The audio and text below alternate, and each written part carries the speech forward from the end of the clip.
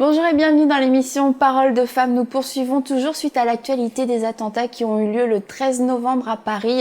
Et ces attentats ont soulevé la question de l'immigration des réfugiés, car plusieurs pays comme la France accueillent des réfugiés, le Canada aussi accueille des réfugiés. Et vous, Yannick et Nathalie, vous êtes, comme on l'a dit hier, originaires du Congo et vous êtes maintenant au Canada depuis quelques années. C'est depuis combien d'années ? Bientôt 3 ans. Bientôt 3 ans. Ouais. Vous êtes heureux au Canada ? Ouais. Vous seriez plus heureux au Congo ? Ben oui, on le savait, mais en tout cas, on est mieux au Canada.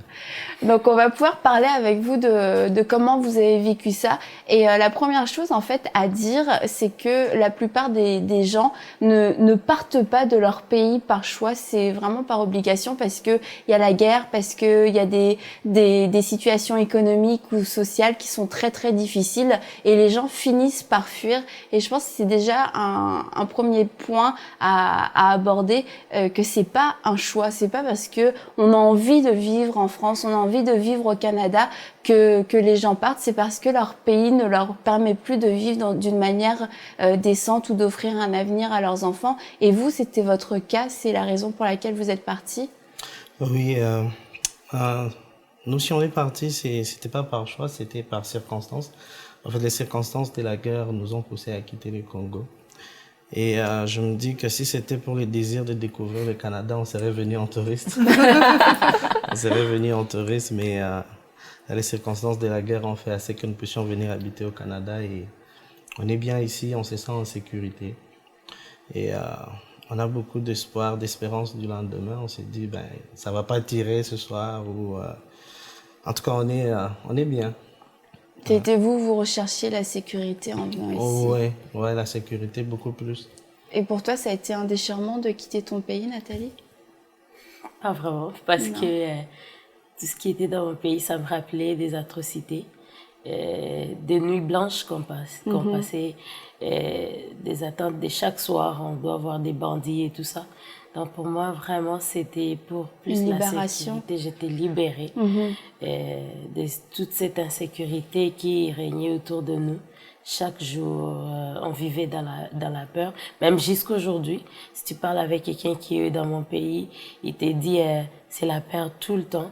Quand il dit est-ce que je pourrais venir pour les vacances, il est comme reste là, qui te dit de venir ici. Ben là, je comprends directement que la situation n'a pas changé, elle reste la même. Quand bien même c'est presque 3 ans qu'on va faire ici, mais la situation reste toujours précaire. On ne sait pas si on va revivre le lendemain, on ne sait pas si on pourra être encore vivant. Et le Canada a été un nouveau départ pour vous, pour votre famille ? Oui, un nouveau départ parce que pour nous, c'est pas juste le fait de venir profiter de la sécurité du Canada, mais aussi c'était pour nous une occasion de vivre finalement en famille après plusieurs années de séparation. Fait qu'on a le fait de vivre au Canada nous a procuré une joie doublement. Oui, parce que vous avez été séparés de votre mère Ouais. et de vos petites sœurs, je crois, pendant plusieurs années. Ouais. Et là, vous avez vécu, en venant au Canada, des retrouvailles. Non seulement vous avez trouvé un refuge, mais en plus, c'est des retrouvailles familiales. C'est ça. Et je peux attester que vous êtes une belle famille. Ouais. Unis qui s'aiment. On s'aime beaucoup, on se soutient depuis le bas âge, depuis la mort de notre père. On a développé beaucoup plus ces liens familiaux. Et puis, rendu au Canada, c'est devenu plus fort. On sent qu'on a tout le temps besoin d'être à côté de l'autre. Ouais. Oui, ça c'est vrai, je peux le confirmer. C'est vrai, quand je suis partie à Montréal, moi je dis, maman, déjà Yannick qui aime pas Grimby. Parce qu'il se sent pas, il a eu un problème à son premier travail. Puis moi je m'en vais à Montréal. Puis là je dis non, j'ai besoin de ma famille. Il faut que je rentre voir ma famille. Et après presque toutes les fins de semaine j'étais là. Parce que ça me faisait du bien de passer du temps dans ma famille. Je me sens au moins en sécurité. J'ai pas le temps de stresser. Parce que je sais que j'ai ma petite sœur qui va me faire rire à chaque nuit. Puis c'est vraiment la joie et pour moi, c'est vraiment le bonheur. C'est un privilège pour vous qu'un pays vous ait accueilli, vous ait permis de vivre en famille. Ouais, en tout cas, on est beaucoup reconnaissant de cet acte qu'a fait le Canada pour nous. On n'a pas été refusé et puis notre dossier a été traité Ça a pris du temps, c'est normal, mais en tout cas, ça a bien été traité. Et puis, arrivé ici, cette assistance qu'on nous a apportée en tant qu'immigrants, ça a été aussi, ça a donné un effet un peu positif sur notre vie. Fait qu'on n'est pas juste content de vivre en famille, mais on est aussi content de vivre au Canada, le voisinage et tout. Parce qu'une des conséquences de la guerre et là des attentats dernièrement, c'est que ça crée chez les gens la peur. On entend qu'un des slogans, c'est « Nous n'avons pas peur ». Et puis, c'est comme un peu pour vraiment combattre Contrer, justement ce sentiment de peur qui est là. Et puis, ce que j'ai trouvé étonnant, c'est que pendant longtemps, le drapeau de la France a été assez méprisé. Et puis, si quelqu'un élevait le drapeau de la France devant sa maison, contrairement au Canada ou aux États-Unis, c'est que tu passais vraiment pour quelqu'un de raciste, de nationaliste, qui détestait les étrangers. Et puis là, le monde entier est en train de mettre le drapeau de la France sur son profil, des bâtiments officiels un peu partout dans le monde. Et puis là, la France devient le drapeau de la France devient populaire, devient une fierté, mais au milieu de tout ça, c'est que il y a quand même un risque qu'il y ait une pensée très nationaliste qui s'élève et qui amène la peur, le rejet de l'autre avec des raisonnements de racisme en fait. Tout à fait, c'est vrai que on voit, comme tu le dis, moi je me suis fait la remarque aussi avec tous ces drapeaux français là qui s'élèvent, et puis c'est ça, tout le monde devient français. Même on voyait le match France-Angleterre, les Anglais se sont fait la promesse d'apprendre la Marseillaise et puis de la chanter, alors qu'on sait que les matchs de foot normalement c'est plutôt la haine contre l'équipe adverse, en tout cas pas l'amour. Et c'est vrai qu'on voit qu'il y a ce nationalisme qui rentre, mais comme tu dis, ça peut justement faire la montée en flèche aussi d'une espèce de racisme qui au début part d'une bonne intention, si on veut bien, j'aime mon pays, je veux protéger mon pays, mais mine de rien, les gens vont commencer à regarder de travers les étrangers. Et puis le problème avec le racisme, c'est qu'on a peur de la différence. En fait, on a peur parce que on connaît pas l'autre et on voit qu'il est différent déjà souvent de par son aspect extérieur, mais aussi de par sa culture, de par sa façon de vivre, de par sa religion, de par plein de choses. Et on a cette peur de ce qu'on ne connaît pas, et au lieu de s'ouvrir et puis de chercher à connaître, dans des temps comme ça où il y a eu des attentats qui ont été faits par des personnes qui étaient étrangères, même si certains, même la plupart, avaient le passeport français, mais étaient d'origine étrangère, on fait vite un amalgame et puis on se dit tout le monde en fait est coupable et tout le monde est un terroriste potentiel autour de moi. C'est ça, parce que du coup là on s'en prend à des nationalités, à des nations en entière qui deviennent ennemis, notre ennemi. Parce que c'est ça, c'est des potentiels terroristes, des potentiels rebelles. Et puis tu partageais tout à l'heure, Yannick, que toi, quand ton père a été tué, ces rebelles qui sont venus avaient un certain dialecte. Et que c'est ça. Ouais, c'est ça. Fait que moi, quand mon père a été assassiné, le langage qu'ils utilisent, c'était un dialecte qu'on connaissait. Et puis, cela a fait à ce que je puisse développer une grosse haine face à toute personne qui s'exprimait dans cette langue-là. Fait que même sur la rue, quand j'entends quelqu'un l'exprimer, j'ai dit, un ennemi. Alors que ce sont des gens avec qui on a vécu pendant longtemps. J'avais des amis de ces ethnies. Mais juste le fait que j'ai perdu mon père, et c'est devenu généralisé. C'est devenu généralisé. Ouais. Tous mes amis qui étaient de cette origine ethnique, je les détestais. Et toute personne qui parlait cette langue, que ce soit au marché, dans la rue, en tout cas automatiquement, il devenait mon ennemi. Je me sentais en insécurité. Et puis le seul sentiment que j'avais là, c'était la défense. Pas seulement la défense, mais aussi peut-être l'attaque aussi. Mais c'est une protection, c'est un mécanisme de défense en fait là. Ouais, mécanisme de défense, mais beaucoup plus alimenté par la haine. Je me défends parce que je la déteste. Mais je sais que si j'aime la personne, j'aurais pas besoin de me défendre, je serais plutôt content en sa présence. Je le considérais comme quelqu'un de normal, comme toute autre personne. Et puis finalement, c'est quand on va à l'église, et puis on se rend compte que j'étais perdu. J'étais vraiment perdu. Tu pries avec quelqu'un qui parle de ces dialectes. Et puis tu vois maintenant le voisin comme étant quelqu'un comme toi. C'est pas un ennemi, c'est pas tout le monde qui est un ennemi. C'est sûr que Satan utilise juste certaines personnes pour créer en nous cette haine. Et la haine qu'on va malheureusement généraliser un peu plus tard. Mais grâce à la lumière de la parole, on comprend qu'on n'a pas à généraliser la haine. On ne peut jamais vaincre par la haine. Et Dieu a enlevé cette haine-là Dieu a dans ton complètement cœur pour cette ce haine. peuple-là aussi. Ouais, pour ces peuples. Et je me souviens quand je commençais à fréquenter l'église, bizarrement, mes amis les plus proches étaient de cette origine. Ils parlaient tous ce dialecte. J'ai même appris à parler ce dialecte. C'est ça. Est-ce que toi, Yannick et Nathalie, vous pourriez même dire que Dieu a remplacé, non seulement il a enlevé la haine, mais il a remplacé la haine par vraiment un amour et une compassion pour le peuple qui a tué et qui a assassiné votre papa? Pour moi, en tout cas, si ça a remplacé ça, c'est vrai, ça a remplacé. Dans la question, c'est que j'ai développé l'amour pour tout le monde. Pour moi, maintenant, tout le monde est humain et l'image de Dieu. Et ça m'aide à chaque fois, lorsque je voulais essayer de me venger, je me rappelle que tout le monde est l'image de Dieu. Et des fois, l'autre est méchant, non pas parce qu'il l'a voulu. Des fois, c'est pas un choix. C'est vrai qu'il y a d'autres qui c'est des choix qu'ils font, mais des fois, il a subi des choses et il devient méchant suite à ce qu'il a subi. Alors, ça fait que je me dis, peut-être ces personnes-là ont connu des atrocités, c'est pour ça qu'ils sont venus tuer notre père. Ou bien, ils se sentaient pas à l'aise à côté de lui et tout ça. Peut-être qu'il leur a fait du mal sans les savoir et ils voulaient se venger. Parce que aucun être humain n'est parfait. Mais moi, je me dis, au-delà de tout ça, avec la parole de Dieu, tout ce que je dois, c'est leur prouver l'amour. La même façon que Jésus-Christ l'a fait, il n'a pas répondu ceux qui l'ont crucifié par la haine, ou il n'a pas dit, ok Père, eh ben là, il faut les tuer aussi. Mais il a dit, non, pardonne-leur pour ce qu'ils ont fait, parce qu'ils ne savent pas. Des fois, on ne sait pas ce qu'on fait et on subit des choses et on les répercute sur d'autres personnes.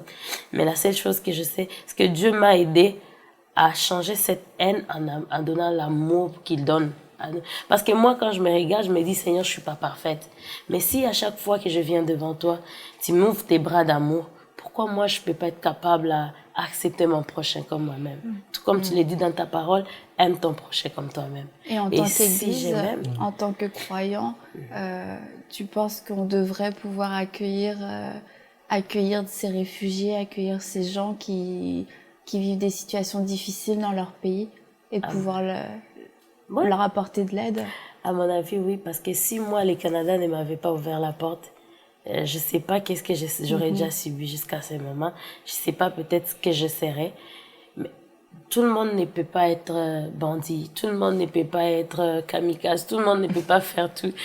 C'est vrai que d'autres personnes se font porter ils sont comme des agneaux, mais ce sont des loups en réalité. Mais cela n'empêche qu'on puisse aider les autres. Parce qu'il y a des victimes. Aujourd'hui, si on peut parler de ces atrocités des islamistes, je sais pas, de toutes ces personnes, mais des fois, on généralise l'affaire. Mais dans le fond, c'est pas tout le monde qui est pareil. Il y a d'autres personnes qui souffrent, peut-être d'autres personnes qui ont perdu leurs proches comme nous autres, mais ils ont besoin de ces secours, ils ont besoin de cette protection que nous avons reçue ici au Canada, cette sécurité que nous avons. Et si on dit on doit fermer les portes parce qu'il y a eu des personnes qui ont fait ces attaques, ben là on pourra plus jamais aider le prochain. Et c'est parce que Dieu nous demande à nous autres. Et nous, en tant que chrétiens, Dieu nous demande d'aimer les prochains comme nous-mêmes. Il dit, aimez vos ennemis, bénissez vos ennemis. On ne sait pas, des fois, tu peux aimer quelqu'un. Puis, moi, je sais que lorsqu'ils sont rentrés pour tuer notre papa, il y avait un qui a dit, on ne peut pas tuer les pères et la mère, parce qu'on voulait tuer aussi maman. Puis il a dit, on ne peut pas tuer les pères et la mère, puis les premiers garçons, et les autres, qu'est-ce qu'ils seront? En plus, comme on était tout petit. Donc, je me dis, il y a des fois, même parmi les ennemis, c'est qui la parole de Dieu va toucher, peut-être par ta façon de réagir. L'autre fois qu'on a essayé de tuer Yannick, il y a ma tante qui criait « Jésus, Jésus !» Ils ont dit « Sortez là avec votre Jésus !» Mais en fin de compte, à un certain moment, quand ils voulaient tuer Yannick, l'autre l'a dit « Mais viens, on doit partir parce que si on traîne encore, on ne va pas faire notre mission. » Ben moi, je me suis dit, c'est le fait qu'on a crié le nom de Jésus. Donc, Dieu, il veut que nous aimions nos ennemis. Parce que nous, on leur a dit, approchez. On les avait approchés, normalement, quand ils sont rentrés. la deuxième fois qu'ils sont rentrés dans notre maison. On a dit, approchez, est-ce que vous voulez quelque chose? Ben, c'est là qu'ils ont sorti les armes. Nous, on savait même pas qu'ils étaient bandits. Ils étaient venus pour nous tuer. Mais en tout cas, c'est tout ce que moi, je peux demander, c'est qu'à tout le monde, en tant que chrétien, on n'a pas besoin de fermer les portes à tout le monde parce qu'il y a toujours des victimes qui en subissent. C'est vrai que toute la famille peut être mauvaise, par exemple. Mais il y a toujours des personnes qui sont bonnes, qui sont innocentes, qui n'ont rien fait et qui ont besoin de cette paix, cette sécurité, cette assurance. Parce que si nous les lâchons, nous, en tant qu'Église, c'est qu'on ne fait pas, on n'aime pas notre prochain comme Christ nous demande. On n'aime pas nos ennemis comme la Bible nous le dit. Aimez vos ennemis, bénissez-les. Et c'est ce que Dieu nous recommande. Et nous, en tant que chrétiens, c'est de mettre la parole en pratique. On doit les aimer au-delà de ce qu'ils font. Comme Dieu nous aime, au-delà de toute notre petitesse, de nos péchés. Là, en ce moment, le Canada envisage de faire venir 25 000 réfugiés des sans-papiers de la Syrie. Et c'est vrai, on doit aimer nos ennemis, mais la question est, est-ce qu'on doit accueillir sciemment des gens qui pourraient être potentiellement dangereux pour un pays? Ben, je pense que le Canada, dans cette situation, doit vraiment faire preuve de beaucoup de sagesse et de discernement. Parce que, en fait, faut pas identifier l'immigrant comme étant nécessairement le méchant ou l'ennemi automatiquement. Comme tu dis, tous ne sont pas méchants, ils sont créés à l'image de Dieu. Mais on doit vraiment faire preuve de sagesse vraiment dans cette situation-là. Et je crois que c'est un bon temps pour prier pour nos dirigeants, n'est-ce pas? Et puis vraiment de filtrer et de voir les motifs de chaque personne. Vous avez fui la guerre. Bon, vous avez fui des atrocités, vous avez fui un pays où votre vie était littéralement en danger. Et c'est ce que le Canada doit faire, c'est accueillir des gens qui aiment cette terre d'accueil, qui l'aiment, qui la bénissent, qui la reçoivent comme étant un pays de refuge et non un pays juste pour dire, ben je viens, je vais semer à mon tour la terreur dans un pays où règne la paix. Et on veut vraiment demeurer ce pays où règne... Cette terre d'accueil. Une terre d'accueil où règne l'amour pour son prochain, où il y a des valeurs, où on accueille ceux qui sont méprisés, qui sont opprimés, et offrir un soutien par toutes sortes d'organismes pour accorder la paix vraiment à ceux qui ont fui une situation vraiment... des situations difficiles plus les unes que les autres. La Bible nous dit dans Jérémie, « Voici ce que dit l'Éternel, pratiquez le droit et la justice, délivrez celui qui est maltraité de son exploiteur, n'opprimez pas l'étranger, l'orphelin et la veuve, ne recourez pas à la violence et ne versez pas de sang innocent dans cet endroit. » Et c'est vrai que là, on parle du Canada qui va accueillir, mais si on prend le problème dans l'autre sens, par exemple, ces gens qui fuient la Syrie, c'est un pays où le sang innocent a été versé, un pays où le gouvernement n'a pas pris soin de son peuple, a tué son peuple, a maltraité son peuple et pousse son peuple à partir. Et en fait, du coup, c'est vrai que c'est le rôle, je pense, des nations et de l'Église dans les nations de pouvoir secourir, de pouvoir pallier aux faiblesses de ces nations, parce que ces pays ont manqué clairement à leur mission. Chaque pays devrait pouvoir accorder le droit à ses citoyens de pouvoir y vivre en liberté, que les enfants puissent grandir dans un pays en liberté, et en ouvrant les portes du Canada, de la France ou de d'autres pays où il y a cette liberté-là, normalement, les familles aussi offrent un avenir à leurs enfants. Et vous êtes venu au Canada parce que votre maman était d'abord au Canada. Ouais. Et est-ce qu'elle a choisi le Canada ou est-ce que c'était Oui, elle a choisi la le solution? Canada. Fait que tout ce qu'elle voulait, c'était la réunification familiale, se réunir finalement avec sa famille dans un milieu où on pourra vivre en paix. Et le Canada était le pays qui l'a accueilli. Et 5 ans plus tard, elle nous a appelés. C'était une bonne chose pour nous. Moi, je voulais beaucoup plus parler de l'amour. Pour moi, je vois l'amour comme étant un processus. C'est un processus. La parole de Dieu nous dit d'aimer nos ennemis. Aimer, c'est un choix. Et c'est qui notre ennemi? c'est quelqu'un qu'on choisit pas vraiment de haïr, mais c'est quelqu'un qu'on choisit à mettre des limites entre une relation qui peut être possible entre nous. Et puis quand on quitte du mode ennemi, on va directement au mode prochain. Et puis Dieu, quand il nous demande d'aimer nos ennemis, c'est parce qu'il veut qu'on suive ce processus. Fait qu'en commençant à aimer ses ennemis, on va le considérer comme un prochain. Et puis quand on va l'aimer comme étant le prochain, on va l'aimer comme soi-même, comme nous-mêmes. C'est quelque chose de très difficile. J'ai beaucoup aimé lorsque la photo de ce petit Syrien qui a circulé dans les médias a créé encore cet esprit de l'humanisme. On a vu des Canadiens, des Français et des personnes de partout dans le monde qui ont pris le problème de la Syrie comme leur propre problème. Et ils ont dit, nous sommes prêts à accueillir les réfugiés. Avec un grand cœur ouvert, les diables, lui, n'ont pas aimé cette situation. Et puis les autres affaires se sont créées. Et puis récemment, les attentats de Paris. Et les diables veulent créer en nous comme une rudesse dans nos cœurs, qu'on puisse genre fermer cet amour, qu'on puisse bloquer cet amour qu'on a envers des personnes qui souffrent. Par la télévision, nous voyons comment vraiment les Syriens souffrent. Ils ont vraiment besoin d'un pays où ils peuvent vivre en paix et en sécurité. Le Canada est déjà prêt à les accueillir. Qu'on prenne juste cette étape de ne pas les voir comme des ennemis, de les aimer, même si nous les considérons comme des ennemis, de les aimer. Et cet amour va grandir, et en s'agrandissant, on va les considérer comme des prochains. On va les considérer comme des humains qui ont aussi cette chance de vivre dans une terre de paix comme le Canada.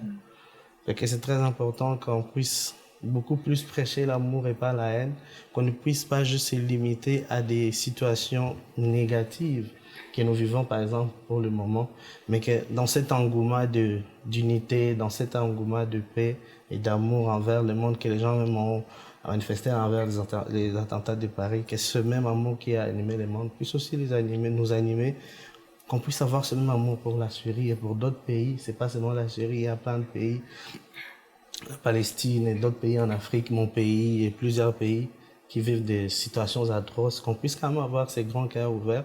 Aujourd'hui, c'est beaucoup plus de la Syrie qu'on parle et on veut que ces problèmes soient les nôtres et qu'on puisse juste répondre par l'amour. L'amour est puissant, l'amour est fort et quand on répond par l'amour, ça marche. Ça marche parce qu'on suit la parole de Dieu, il est celui qui contrôle toutes choses. Et puis tu as dit de prier pour ces pays-là. Je crois que c'est aussi un point important dans ce thème-là parce que bon, il y a des avis qui divergent et on n'est pas là pour dire qui a tort, qui a raison, mais il est certain que la Bible dit des choses. La Bible dit d'accueillir l'étranger, de ne pas l'opprimer, de ne pas être injuste envers lui. Et c'est vraiment, comme tu as dit, un message d'amour, un message de miséricorde, un message d'accueil aussi. Et la prière fait qu'on va pouvoir aussi faire quelque chose de plus concret en fait que tous les actes parce que tu as parlé là, tout le monde s'est mobilisé. C'est sûr là tout le monde se mobilise parce que il y a des enjeux derrière ça. Tout n'est pas fait dépourvu d'intérêt, mais si l'Église aujourd'hui dépourvue d'intérêt se met à genoux pour prier pour ces pays qui sont asservis par des groupes extrémistes qui sont la proie de toute violence, etc. Si nous, en tant qu'Église, on prie pour ces nations, on prie pour que l'Évangile puisse percer dans ces nations au travers de l'amour, au travers, il y a des missionnaires aussi là-bas dans ces pays-là, dans tous ces pays, il y a des missionnaires qui risquent leur vie et qui depuis des années prêchent Jésus-Christ et que nous on puisse prier dans nos pays libres, je crois que c'est aussi quelque chose qui aurait encore un plus grand impact que toute cette histoire autour de l'immigration finalement. Oui, puis on veut que nos pays, comme la France, le Canada et tous ces beaux pays où le chrétien a toujours eu la liberté de prier, de pouvoir conserver ce privilège. Puis je pense vraiment que c'est un temps où les chrétiens partout sur la planète, nous devons briller plus que jamais. Et oui, prier pour ces nations qui connaissent pas Jésus, qui ne connaissent que la haine.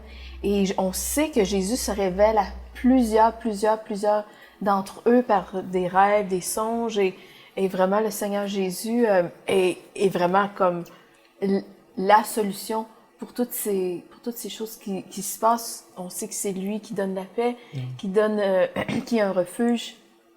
Et vraiment, on a besoin en tant qu'Église, non seulement de prier, mais vraiment de prier plus fort que jamais et de démontrer à quel point c'est quoi le vrai amour pour son prochain et quelle est la vraie espérance et qui est cette vraie puissance aussi et qui est le nom de Jésus, vraiment qui est l'espoir vraiment pour ces pour les nations. Oui, pour toutes les nations dans ces temps vraiment particuliers. Et puis comme tu as dit aussi, de prier pour les autorités de notre Très pays. important. La Bible nous dit de prier pour Très l'autorité important. de nos pays, pour qu'on puisse être en paix, qu'on puisse vivre Exactement. en paix. Et puis, quand on voit les attentats dans un pays comme la France, qui est réputé pour être un pays libre, ben on se dit, finalement, même en tant que Français, en tant que chrétiens occidentaux, il est important qu'on puisse prier pour nos gouvernements. Et c'est quelque chose qui a peut-être été oublié parce qu'on est tellement habitué à la liberté que c'est un... Et méprisé aussi, parce que souvent on pense que nos prières pour les autorités sont lointaines et qui n'ont pas d'effet. Mais ça, c'est faux. La Bible dit de prier pour les autorités et nos dirigeants. Et je pense que c'est un temps plus important que jamais. Esther a su faire la différence. Soyons des gens qui font la différence dans la destinée de notre pays, la destinée de notre planète, la destinée pour la francophonie.